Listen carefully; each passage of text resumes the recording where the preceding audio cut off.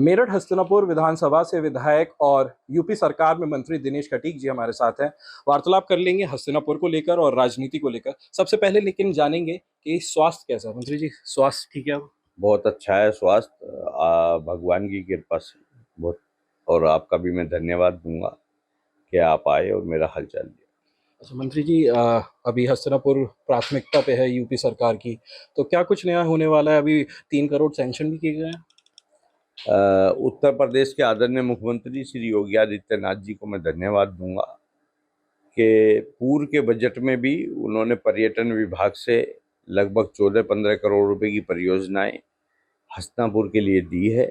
जहां एक बार योगी आदित्यनाथ जी ने अयोध्या हो, काशी हो, मथुरा हो, वहीं हस्तिनापुर को भी प्राथमिकता में लिया है और पांचों पांडवों के नाम से बहुत भव्य और सुंदर गेट बन रहे हैं।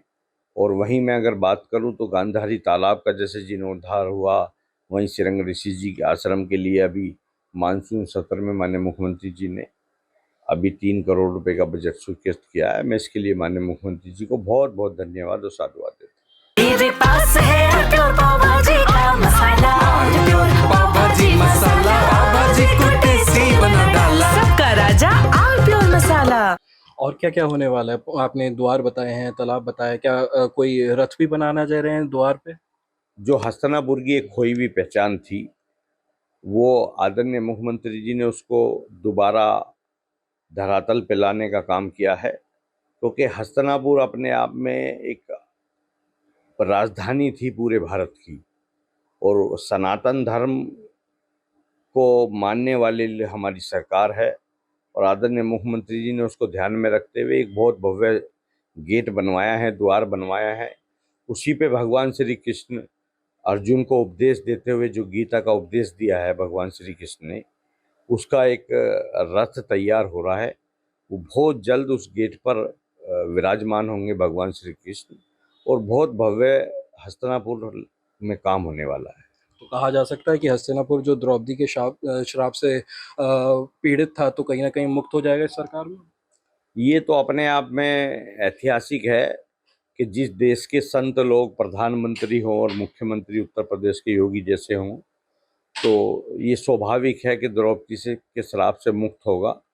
होगा नहीं बल्कि हो चुका है, क्योंकि जो चीज़ें वहाँ विलुप्त हुई थी उन चीज़ों को दोबारा धरातल पर ला करके आदरणीय मुख्यमंत्री जी ने हस्तिनापुर की एक जो खोई हुई पहचान थी उसको वापस करने का काम किया है।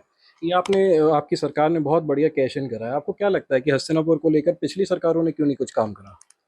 एक्चुअली है क्या, उनका शिक्षा हो, स्वास्थ्य हो, सड़क हो, पानी हो, इस तरफ उनका ध्यान नहीं रहता है। उनका केवल तुष्टीकरण की राजनीति उन लोगों को करनी होती है और उनको हिंदू मुस्लिम की राजनीति करनी है। केवल जो उनका वोट बैंक है, उनकी वोट बैंक की उनकी सोच जो है वो भी एक गुंडा राज, भ्रष्टाचार उन लोगों को फैलाना है। और वो कभी, क्योंकि उनका जो वोट बैंक है वो शिक्षा की तरफ नहीं है, उसको भी शिक्षा की तरफ ले जाने का काम आदरणीय प्रधानमंत्री श्री नरेंद्र मोदी जी और उत्तर प्रदेश के माननीय मुख्यमंत्री जी ने किया है। अगर वो लोगों को शिक्षित करते तो शायद उत्तर प्रदेश के जो हालात हैं वो ना बनते। 2017 से लेकर और अब तक जो स्थिति उत्तर प्रदेश की बनी है, ये मैं कह सकता हूँ कि उत्तर प्रदेश पूरे भारत में जो एक उत्तम प्रदेश बनने का काम आदरणीय मुख्यमंत्री जी के द्वारा किया गया है।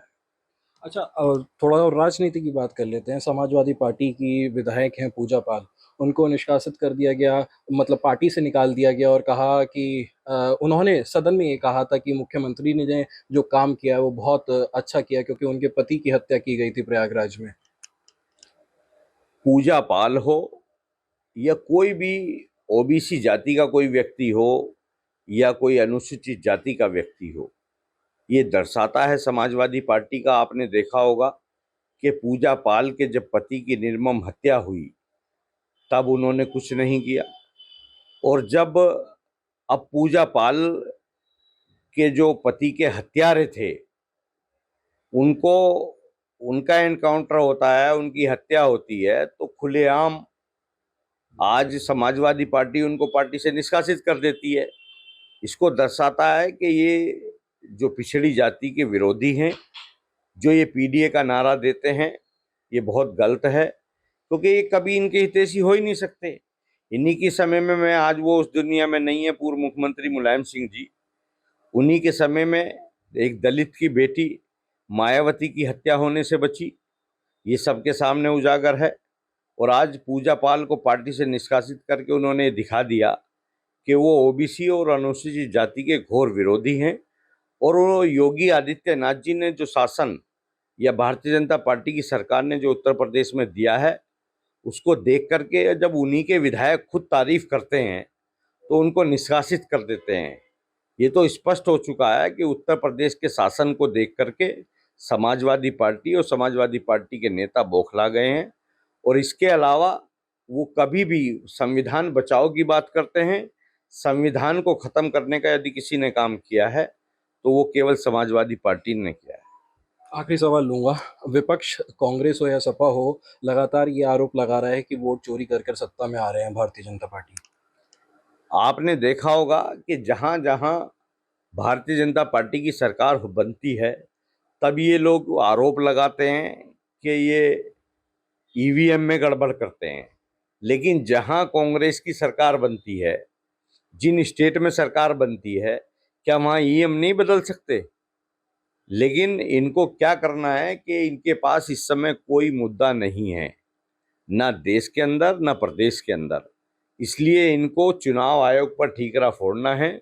उधर जहां जनता के लिए सदन चलना है वहां सदन को चलने नहीं देना, कोई मुद्दों की राजनीति इन्हें नहीं करनी है। और इनको पता है कि आदरणीय मोदी जी की लोकप्रियता कितनी है, इसलिए केवल कांग्रेस पर एक ही मुद्दा रह गया है और वो है केवल ईवीएम। बहुत बहुत शुक्रिया बात करने के लिए। ये थे हमारे साथ मंत्री दिनेश शरीफ जी। इन्होंने समाजवादी पार्टी को कहा है कि संविधान बचाने की बात करती है लेकिन खुद ही संविधान खत्म करने में लगी रहती है, और कांग्रेस को लेकर ये कहा है कि उनके पास कोई मुद्दा नहीं है, इसलिए लोकप्रियता से प्रधानमंत्री की डरते हैं। और कहीं ना कहीं हस्तिनापुर अब शराब मुक्त होने वाला है और उस पर विकास के कार्य जारी हैं। अनमोल शर्मा, टीवी 9 उत्तर प्रदेश, मेरठ। कुछ तो सस्ता लो, सब बढ़िया लो, इसमें क्या खास बात है? थोड़े में ज्यादा स्वाद, यही तो है इसकी खास बात। राजा आर प्योर मसाला।